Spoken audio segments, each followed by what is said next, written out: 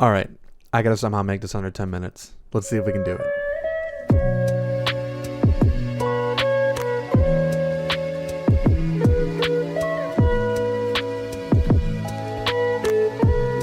The year is 2013, and the Marvel Cinematic Universe is becoming a global phenomenon.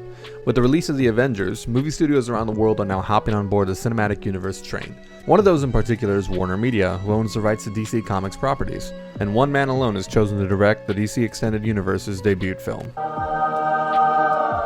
Man of Steel released on June 14, 2013 and has met with okay reception. While critics praise it for its incredible visuals and stylistic action sequences, its story and plot are tossed to the side as another generic summer blockbuster and nothing too extraordinary.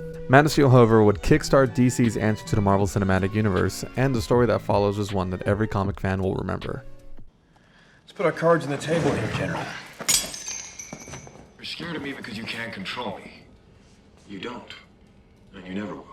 Regardless of the not-so-great critical reception of Man of Steel, Warner Bros. Continued to push the development for Man of Steel's sequel, and on July 18, 2013, a little bit more than a month after Man of Steel's release, Zack Snyder stood in front of an audience and announced its sequel during San Diego Comic-Con 2013.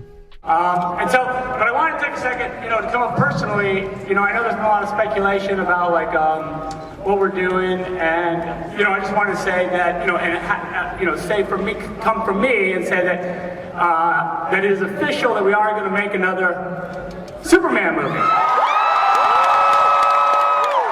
I want you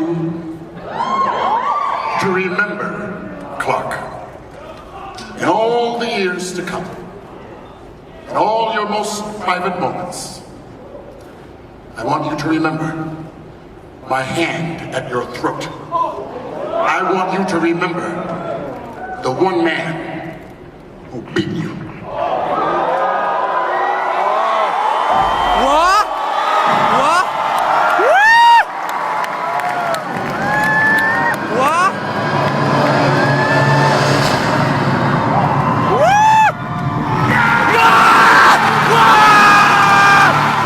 Let's actually analyze this footage a little bit more.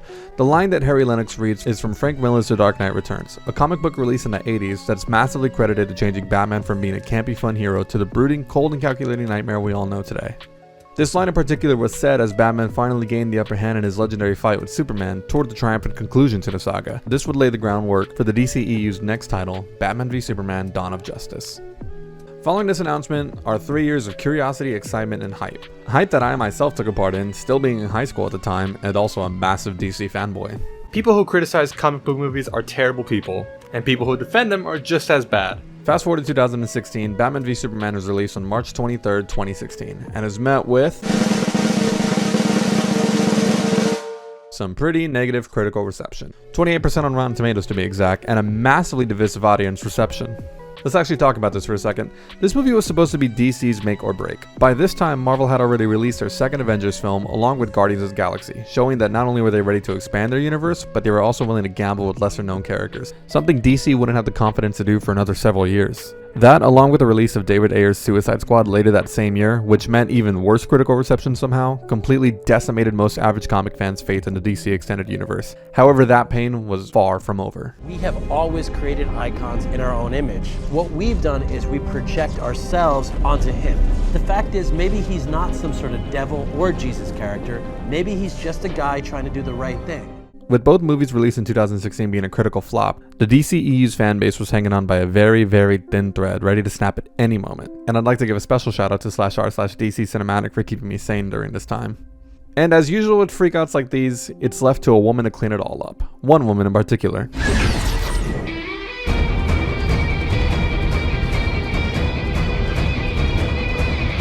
Wonder Woman came to theaters on June 2nd, 2017 to immense critical praise. The world finally had its first big-budget, woman-centered superhero movie, and Wonder Woman reignited the flame that the DCEU needed to survive. But before we get into that, let's back it up a little bit. Men with power obey neither policy nor principle. In both Zack Snyder's Batman v Superman and David Ayer's Suicide Squad, reports were made that Warner Bros. Executives demanded a shorter runtime and even forcibly cut sequences down or straight up removed them from the film, leading to a very cramped and congested scenes that could have greatly benefited from something so simple as adding extra time. This became very apparent when Zack Snyder released the ultimate cut of Batman v Superman, which clocked in at just above 3 hours long. Now, I do want to clarify, while many found the ultimate cut of Batman v Superman beneficial to its pacing and timing, many others who criticized the story or casting still found problems, even with the added time. Batman v Superman isn't a perfect film, and I'll be the first to admit that. In fact, one of the reasons the fan base was so divided on this movie was because many believed the critics to be wrong on their reviews. Now, I'm no movie critic, so I certainly can't comfortably give my opinion on this movie, nor do I find it above the people who review movies for a living. And while I do agree with some of their points, I find that overall I enjoy the small man theme brought forth in the movie. The idea that humans aren't special in this universe, and it's 100% true that if an alien like Superman were brought into the real world, negative reaction and criticism would take center stage. I think this idea was also brought to light in another one of Zack Snyder's films, Watchmen. You see, at the time, I was misquoted. I never said the Superman exists and he is American. What I said was, God exists and he is American. Now, if you begin to feel an intense and crushing feeling of religious terror at the concept, don't be alarmed. That indicates only that you are still sane. Back to the trimmed down movie, however. Once Batman v Superman received the critical panning it did, Warner Bros. Was in full panic mode and started working on changing up Suicide Squad, which had already completed principal photography. In fact, David Ayer was very vocal on how exactly these changes went about. When the studio steps in to cut up a director's vision on a movie, it can drastically change many things such as tones, themes, or even plot lines that don't line up with how the directors wanted their movie to be made. Studio interference in movies stems simply from the fear of a project not living up to its own expectations, and having little to no faith in a director of a movie. Nobody knows this better than Zack Snyder. Now, the next DCEU movie scheduled to come out was Wonder Woman, and this movie had to be good. It had no other choice. Not simply because it was the first female-led superhero movie, not because the DCEU was still hanging on this thin thread, but because they owe it to a character like Wonder Woman, whose history now spans over 75 years and has been a major feminist icon all over the world. Warner Bros. Selected Patty Jenkins to direct Wonder Woman, and mostly left it to herself to run the show. And as stated earlier, this paid off in a big way as Wonder Woman was met with high critical praise amongst critics and fans. The DCEU had finally hit its golden nail, and people were starting to notice.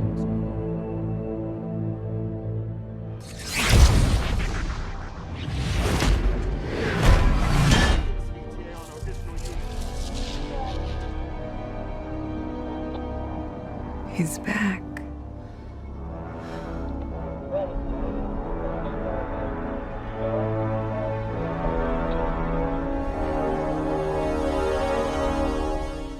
So what was its next step? Superman, Batman, Wonder Woman, The Flash, Cyborg, Aquaman.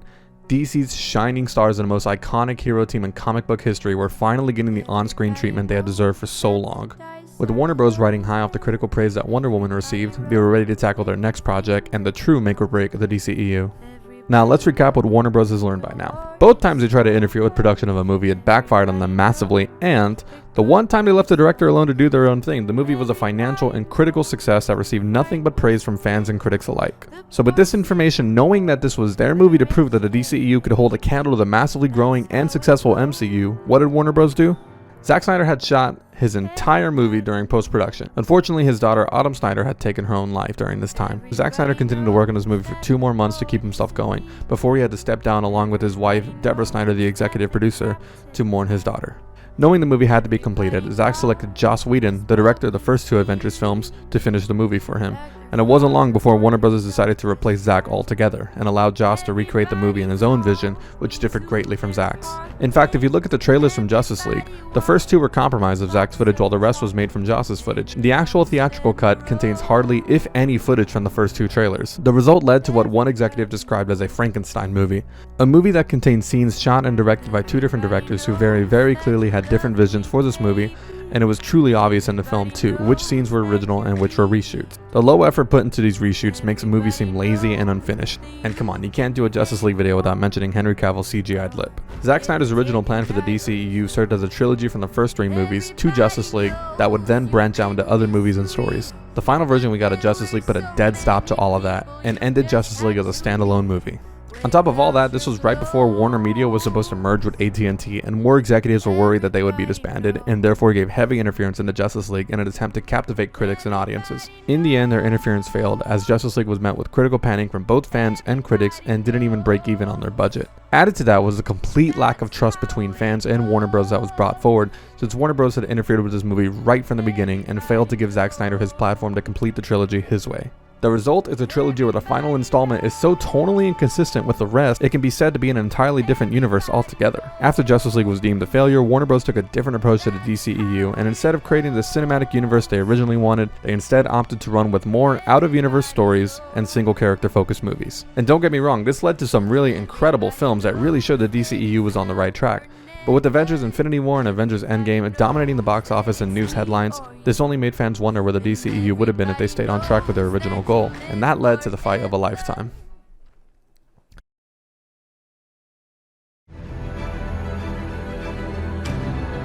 I have a question that is the mother of all our questions as a fandom. When will you release the Snyder Cut? There it is. Yes. There it is. It's a hard question. I don't know. What do you think, Henry? I reckon you should show it.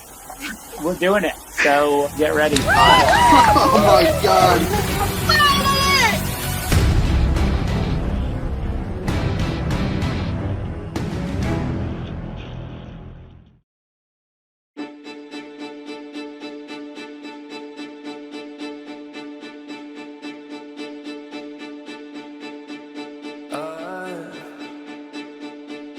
I wish I could swim, just like a dolphin, like dolphins can swim, but nothing keep us. Since the release of Justice League, fans have been calling for the release of the original cut of Zack Snyder's Justice League. Fans wanted what they believe was justice for how Zack was cast out from Warner Bros. And demanded Zack's original version to be fulfilled. The effect that Zack had not only on the fans but on the cast and workers of his movies was unspeakable. It's incredibly difficult to find a negative report on Zack's directing and management, and the mere fact that main cast members were speaking out for Zack's original vision to be fulfilled should speak volumes. Stars such as Gal Gadot, Henry Cavill, Ben Affleck, amongst many others voiced their support for Zack Snyder, with the hashtag Release the Snyder Cut movement that hit top trends a year after Justice League theatrical release with over 1.21 million tweets. The confidence in this movie continued to grow, and as DC movies continued to see little to no studio interference, it became apparent that Warner Bros. Just might have learned their lesson. The golden time we felt after Wonder Woman's release was finally starting to surface again, and fans were beginning to grow confident, especially with the news of Warner Media's newest streaming service, HBO Max, meaning they didn't even have to release a Snyder Cut in theaters. All of this support for Zack paid off in a big way, and as of May 20th, 2020, the Snyder Cut of Justice League was finally announced to the public during a community rewatch of Zack Snyder's first DCEU movie, Man of Steel. This is seen as a massive success for every party imaginable, and Warner AT&T has finally taken the side of the fans. Dubbed Zack Snyder's Justice League, the film is scheduled to be released on HBO Max in November 2021, and so far the internet has exploded. All for Zack and Deborah and Autumn, who deserve this more than anyone. And I can remember standing by the wall, and the guns shot above our heads, and we can't. To conclude, Zack Snyder's passion towards his characters and the cast members who played them, to this universe and his strive to shape it into something unique is finally being seen by everyone, and this fanboy couldn't be happier.